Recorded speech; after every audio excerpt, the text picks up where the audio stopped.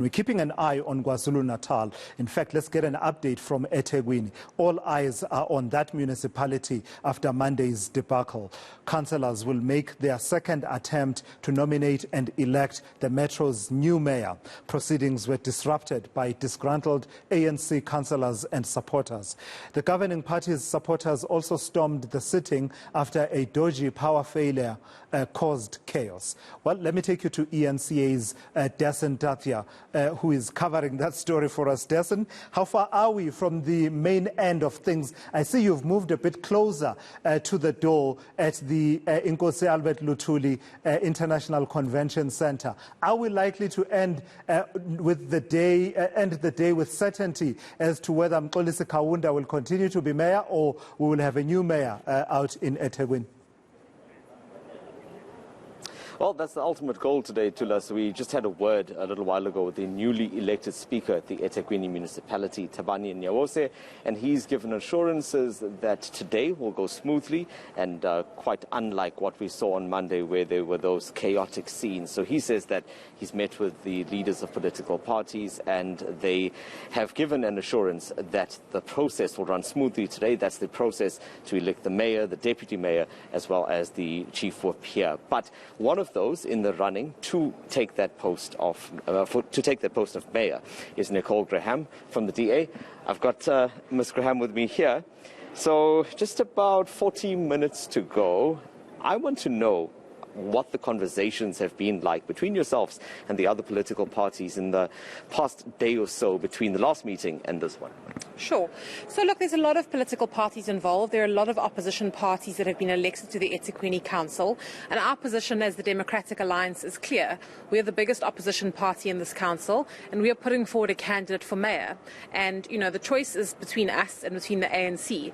And I think that every political party in the city who was elected to council campaigned on the idea of change in the city. And if that's what is to happen from here on out, the choice is therefore quite clear what councillors in this council should do today. So what did you do to woo the IFP after that arrangement that they had with the ANC? We've done nothing to woo anyone. The reality is that there have been no formal coalition agreements. I think we've seen some interesting things happening all over the country. And our position was quite clear that we would only go, into coalition with people who shared our values. Whether people vote for us is another story. And I think that that's really what we are looking at today. But we are not wooing anyone. We're not making any deals. We're not breaking bread with people. In as much as we are saying the majority of people in the city do not want the ANC to be in government. If they did, they would have given the ANC a majority. What then falls to us is to say, how do we move forward? How we move forward is to, as best as we can, bring together a government that can take the city forward and implement what people voted for. And that's what we're hoping to do today. Okay, and you believe then that you are 100% ready to do that and take on that responsibility? What would be one of the first potential priorities that you would have if you are given that opportunity? Look, I'm under no illusions that the road ahead will be a very difficult one. There's a chance that I would be the only DA office bearer elected today if I'm elected at all. And we don't have an outright majority in this council. It's going to be a very difficult ride ahead, both in terms of the challenges that the city faces and in terms of trying to implement solutions to those challenges. So this is not, residents of the city, if they wake up tomorrow with different leadership, aren't going to wake up in a different city. But they're going to wake up in a city with leadership who will put themselves before the politics of the day and try their best to address their concerns. Our primary issue is the services that are delivered in the city. That's the core function of local governments. And it's the core thing that unites people across the city. People don't want to live in a city that's falling to pieces, that's unsafe, it's got no economic development. That's what we're trying to achieve.